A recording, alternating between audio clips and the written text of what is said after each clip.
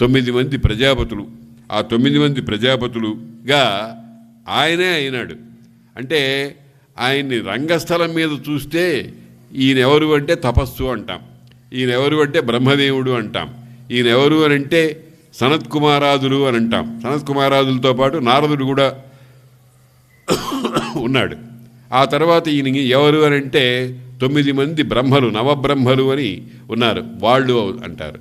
అక్కడ మనకి కనిపిస్తున్న వాళ్ళు కానీ వాళ్ళు వేసుకున్నటువంటి వేషానం లాంటిది కొంచెం తొలగించి చూస్తే పరమాత్మ ఒకడే. దాన్నే ఏమన్నాం, బహుశ్యాం, నేను అనేకమవుతాను అన్నాడు. అనేకమవుతాను అని అంటే ఆ అనేకమవటం అనేటువంటి దాని గురించి మనం అర్థం చేసుకోవడానికి ఒక చిన్న ఉదాహరణ తీసుకోవచ్చు. ఈ నిరావరణమైన ప్రదేశంలో ఒక 10 కుండలు తీసుకొచ్చి పెట్టాం. ఒకటో కుండ 1, 2, 3 అని దానికి అంకెలు వేశాం. అంతకుముందు ఇక్కడ బయలు ఉంది, ఆకాశం ఉంది. ఆ ఆకాశంలో తీసుకొచ్చి 10 కుండలు పెట్టాం. 10 కుండల్లోనూ అఖండంగా ఉండేటువంటి ఆకాశము పరిమితమైనటువంటి స్థితికి వచ్చేసింది. ఏది, కొండ అనే మా మట్టి ఆవరణతో నిండి ఉండడం చేత ఈ ఆకాశం అనేటువంటిది పరిమితమైపోయింది. దాన్నే ఘటాకాశం అంటారు. ఈ పరిమితమైనది దేనివల్ల అయిందో దానిని ఉపాధి అంటారు. ఆ ఉపాధిని పగలగొట్టామనుకోండి ఏమవుతుంది, ఘటాకాశం లేదు, మహాకాశంలో కలిసిపోతుంది.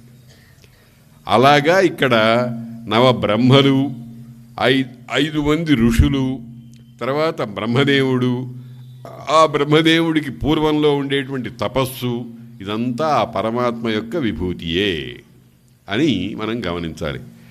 నేను ఈ ప్రసంగాలన్నిట్లోనూ ఒక ప్రయత్నం చేస్తున్నాను. ఏమిటంటే ఆ ప్రయత్నము ఉపనిషత్తులలో ఉండేటువంటి సూత్రప్రాయమైనటువంటి కేవలము విజ్ఞానమయమైనటువంటి భావాల్ని పాత్రలయందు నిక్షేపించి మనకు అర్థం కావటం కోసం చెప్పిన కథలు ఇవన్నీ కూడా. ఇది పరమసత్యములు, ఇవి జరిగినాయి, ఇది హిస్టరీ అని అనుకోకూడదు. అనుకుంటే కూడా తప్పు లేదు, కానీ ఆ హిస్టరీ అనే దశ నుంచి దాటి వెళ్ళాలి. ఆ దాటి వెళితే మనకు కనిపించేది పంచభూతాలు, మరి సూర్యుడు, చంద్రుడు మొదలైనటువంటి తత్వాలన్నీ కూడా మనకు కనిపిస్తూ ఉంటాయి. వీటన్నిటికీ ఆధారభూతమైనటువంటి దాన్నే ఏమన్నాం, మూల కారణం బెవ్వడు అని అన్నామే. ఆ మూల కారణమైనటువంటి పరమాత్మ అనేటువంటి వాడు తెలియవస్తాడు. తెలియరావటం అంటే అర్థం ఏమిటంటే కనబడడు, అంటే ఇంద్రియ గోచరం కాడు. ఇంద్రియ గోచరం అయితే ఓ పెద్ద ప్రమాదం ఉంది. ఏమిటా ప్రమాదం అంటే దృశ్యం తన్నస్యం అన్నారు. ఏదైతే కనిపిస్తుందో అది నశించే స్వభావం కలిగిందే అవుతుంది. కాబట్టి దాన్నే తెలియరావటం అంటారు, ప్రతీతి అంటారు, జ్ఞానము అని అంటారు. అది లోకంలో ఉండే వస్తువుల్లాగా దానికి ఒక ప్రత్యేకమైనటువంటి ఆకృతి విశేషం ఉండదు. దాన్నే తెలియరావడం అంటారు. అటువంటిది మనకు మామూలు చిన్న చిన్న విషయాల్లో కూడా చాలా ఉంది. కానీ ఈ అధ్యాత్మ విషయంలో మాత్రం అది చాలా జాగ్రత్తగా అనుసంధించుకుంటూ ఉండాలి. కాబట్టి విష్ణుండును నవ ప్రజాపతులనై అవతరించి విశ్వోత్పాదనంబు గావించు. ఈ విశ్వాన్నంతటినీ కూడా ఉత్పాదనం చేస్తాడు. ఉత్పాదనం అంటే ఏర్పడేట్టుగా, కనపడేట్టుగా చేస్తాడు. నిజానికి విశ్వ ఉత్పాదనము మొదలైనది ఏమీ లేదు అని అంటారు తత్వతః. ఇదంతా కూడా భ్రాంతి అంటారు. ఇదంతా కూడా మనం ఏమిటి చేస్తున్నామంటే లేని దానిని చూస్తున్నాం. ఎలా చూస్తామండి, లేనిదాన్ని ఎట్లా చూస్తామండి అని అంటే లేనిదాన్ని మనం చాలా చూస్తున్నాం. దానికి మనం అనేకమైన ఉదాహరణలు చెప్పుకోవచ్చు. సూర్యుడు ఉదయిస్తున్నాడు అంటున్నాం, మనకు చాలా స్పష్టంగా కనిపిస్తోంది. సూర్యుడు అనేవాడు ఆ తూర్పు దిక్కున కనిపిస్తున్నాడు, పైకి రావటం, ఆకాశానికి వస్తున్నాడు. సూర్యుడి యొక్క ప్రయాణము, గమనము అనేటువంటిది మనం ప్రత్యక్షంగా చూస్తున్నాం.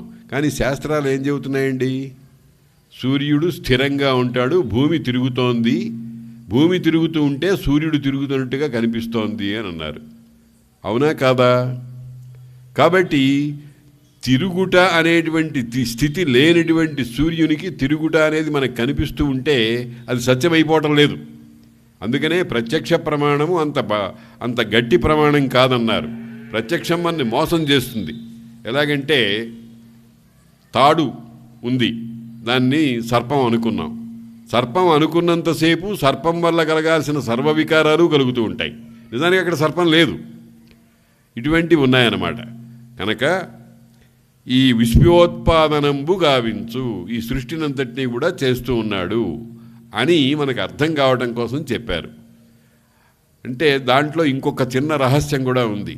విశ్వములో ప్రతి అణువులోనూ పరమాత్మ దర్శనం చెయ్యండి అయ్యా మహానుభావులారా, విశ్వాన్ని విశ్వంగా చూడొద్దు అని హెచ్చరిక ఉంది.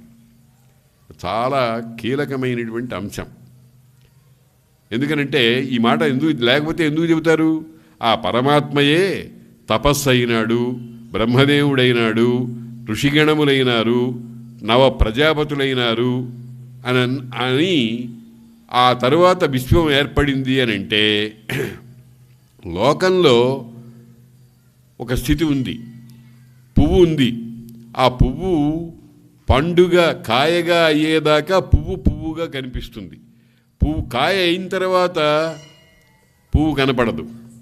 అటువంటి స్థితి కాదు ఇక్కడ. అంటే పుష్పము అంతరించిపోలే, అవ్యక్తమైంది, అంటే తెలియకుండా పోయింది.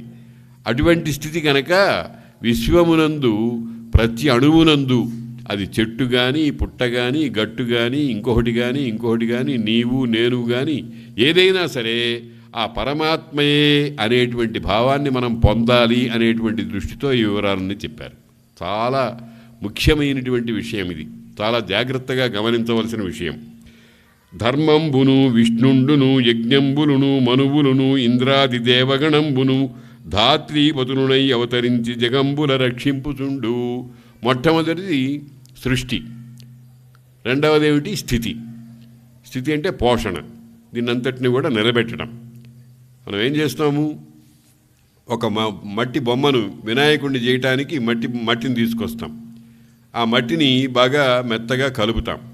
ఆ కలపక్క పూర్వము మట్టి, కలిపిన తరువాత అది ఒక జిగురుతో కూడినటువంటి ఒక పదార్థం అయింది. దానికి కన్ను, ముక్కు, చెవి మొదలైనవన్నీ ఏర్పాటు చేస్తాం. చేసిన తర్వాత మట్టిదనం పోతుంది. మట్టిదనం కనపడదు. అక్కడ మనం గణపతిని చూస్తాం. దాన్నే ఒక అద్భుతమైన శ్లోకం చెప్పారు మహానుభావులు. దంతిని దారు వికారే దారు తిరోభవతి. ఒక కొయ్య తీసుకొచ్చాడు ఒకడు, ఓ మంచి వడ్రంగి ఓ కొయ్య ముక్కను తీసుకొచ్చాడు. కొయ్య ముక్కను తీసుకొచ్చి దాంట్లో కొన్ని పదార్థాలు, కొంత ఎక్కువగా ఉన్నటువంటి పదార్థాలన్నా చెక్కి తీసేసి ఓ చక్కని అందమైనటువంటి ఏనుగు బొమ్మను తయారు చేశాడు. జాగ్రత్తగా గమనించండి. అది ఒరిజినల్గా దంతి. ఇది ఏమిటి అన్నాం. ఏమిటి అంటే ఎవడైనా ఏనుగు అంటాడు. ఏనుగు అనేటువంటిది సత్యమేనా అండి? ఏనుగు అనేటువంటిది లోకంలో మనం చూస్తూ ఉంటాం. ఒక 7-8 అడుగుల ఎత్తు ఉంటుంది, ఇంత లావు ఉంటుంది, తొండం ఉంటుంది, తోక ఉంటుంది, దంతాలు ఉంటాయి, ఇతరమైనటువంటి అవయవాలన్నీ ఉంటాయి.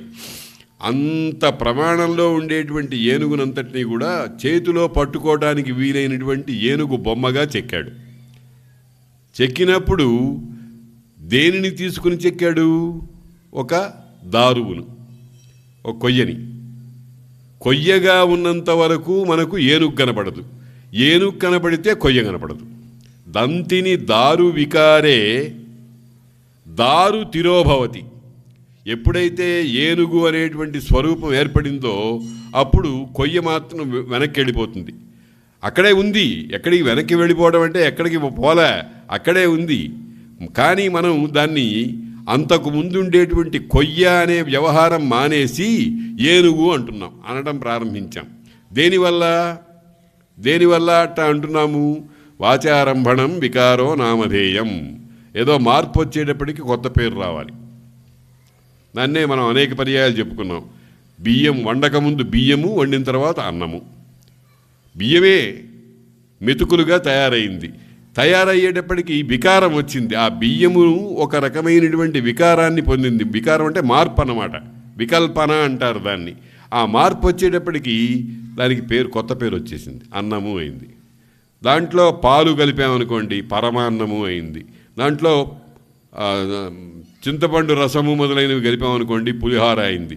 బేసిక్గా అన్నమే. దాన్నే ఏమన్నారు, వాచారంభణం వికారో నామధేయం మృత్తికేచ్చేవ సత్యం అని అన్నారు. కాబట్టి దంతిని దారు వికారే, దారువును చెక్కి కొయ్యను తీసుకొచ్చి ఒక రకంగా ఒక షేప్, ఒక ఆకారాన్ని కల్పించి అక్కడ పెట్టేటప్పటికీ ఎవడైనా వెంటనే ఇదేమిట్రా అంటే ఏనుగు అంటాడు. కానీ అక్కడ ఉన్నది సహజంగా ఉన్నది ఏమిటి? దారు, కొయ్య. దంతిని దారు వికారే దారు తిరోభవతి. ఏనుగా అయ్యేటప్పటికీ కొయ్య అనేటువంటి స్ఫూర్తి వెనక్కి వెళ్ళిపోతుంది. దారు తిరోభవతి, చాలా జాగ్రత్తగా చూడాలి మనం. దారుత్వము, కొయ్యతనము అనేటువంటిది మన దృష్టిలో నిలవదు, అక్కడే ఉంది.